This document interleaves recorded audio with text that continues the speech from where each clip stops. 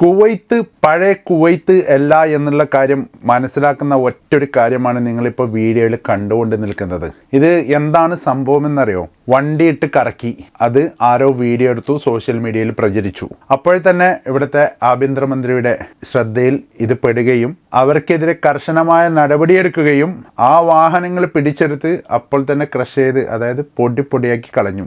അധികം ചോദ്യമോ ഉത്തരവോ ഒന്നുമില്ല. കാരണം കുവൈത്ത് മുമ്പത്തെ കുവൈത്ത് അല്ല, കൊച്ചി പഴയ കൊച്ചിയല്ല എന്ന് പറഞ്ഞതുപോലെ. അതുകൊണ്ട് തന്നെ പലരും ശ്രദ്ധിക്കുക വാഹനങ്ങൾ കൊണ്ട്. കാരണം ഞാൻ മുമ്പും ഇതുപോലുള്ള വീഡിയോകൾ ഇടുമ്പോൾ നിങ്ങൾ എന്തിനാണ് വെറുതെ ഞങ്ങൾ പേടിപ്പെടുത്തുന്നത് എന്നൊക്കെ ചോദിക്കാറുണ്ട്. ഇത് പേടിപ്പെടുത്തല്ല സുഹൃത്തെ, ഇത് നമ്മുടെ നാടല്ല, നമ്മൾ ഗൾഫിലാണ് ഉള്ളത്. ഇവിടുത്തെ നിയമങ്ങൾ കർശനമാണ്. ഇപ്പോൾ തന്നെ ഇത് സ്വദേശികളാണോ എന്നറിയില്ല, എങ്കിലും ഇവരെ കസ്റ്റഡിയിലെടുക്കുകയും ഇവരെ സെൻട്രൽ ജയിലിലേക്ക് മാറ്റുകയും ചെയ്തു. ഇവരെ എന്തിൻ്റെ പേരിലാണ് ഇവർക്ക് കേസ് എടുത്തതെന്നറിയോ? അതായത് ഇവിടെയുള്ള പൗരന്മാർക്കും പാർപ്പിടക്കാർക്കും ജീവനും സ്വത്തിനും ഭീഷണിയാവുന്ന രീതിയിലുള്ള ഡ്രൈവിംഗ് എന്നുള്ള പേരിലാണ് ഇവർക്ക് കേസ് എടുക്കുകയും ഇവരെ സെൻട്രൽ ജയിലിലേക്ക് മാറ്റുകയും ചെയ്തത്. അപ്പോൾ ഇത് നിങ്ങൾ പറയും അത് അറബികളൊക്കെ ഇങ്ങനെ കളിക്കാറുള്ളൂ, നമ്മുടെ മലയാളികളൊന്നും ഇങ്ങനെയൊന്നും കളിക്കാറില്ല എന്നൊക്കെ പറയും. മലയാളികളും കളിക്കുന്നുണ്ട്. കുറച്ച് നല്ല ആഡംബര വാഹനങ്ങളും കുറച്ച് പണവും കുറച്ച് നല്ല വലിയ വലിയ വണ്ടിയൊക്കെ ഉണ്ടെങ്കിൽ മലയാളികൾ കളിക്കുന്നുണ്ട്. മലയാളികൾ ഇതേപോലെ തന്നെ വാഹനങ്ങൾ കൊണ്ട് ഒരു അഭ്യാസവും, കാരണം ആക്സിലേറ്ററിന് കൊടുത്തിട്ട് ഒന്ന് ജർക്കാക്കിയിട്ട് ഒരു വിടലും പോകുന്ന സമയത്ത് ബാക്ക് ടയർ രണ്ട് തിരിഞ്ഞാൽ അത് ആരെങ്കിലും കണ്ട് ഒന്ന് വീഡിയോ എടുത്ത് വിട്ടാൽ അവനിക്കും പിടി വീഴും. അതുകൊണ്ട് തന്നെ ഇത് പ്രത്യേകം ശ്രദ്ധിക്കുക.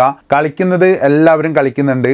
അറബികൾ ഇതുപോലുള്ള കളികൾ കളിച്ചതിന് പേരിൽ ഇങ്ങനെ ഒരു ശിക്ഷ വന്നിട്ടുണ്ടെങ്കിൽ ഇനിയും മറ്റുള്ള രാജ്യക്കാർ ഇതുപോലുള്ള കളികൾ കളിച്ചാൽ അതിന് ശക്തമായ നടപടി തന്നെ ഇതുപോലെ തന്നെ ഉണ്ടാവും എന്നുള്ള കാര്യത്തിൽ യാതൊരു സംശയവും വേണ്ട. പിന്നെ ഇവിടെയുള്ള ആളുകളെ മൂപ്പിച്ച് വിടാൻ വേണ്ടിയിട്ട് കുറേ ആൾക്കാർ കമൻറ്റിൽ വന്നിട്ടൊക്കെ പറയും നിങ്ങൾ അതൊന്നും ഇവിടെ ഇല്ല, അതൊക്കെ വെറുതെ പറയാണ്, അതിങ്ങനെയാണ് അങ്ങനെയാണൊക്കെ. ഇവന്മാരെ മൂപ്പിച്ച് വിടാൻ കാരണം എന്തറിയോ?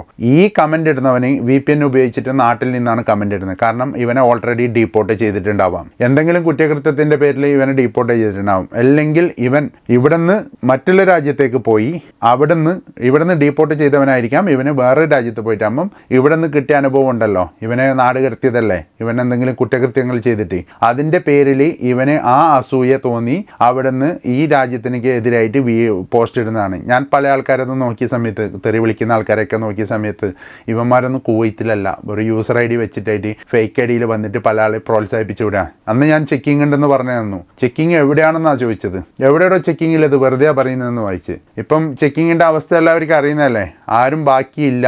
അത്രയും നിയമലംഘകരെ എല്ലാം പിടിച്ചു കൊണ്ടുപോയി.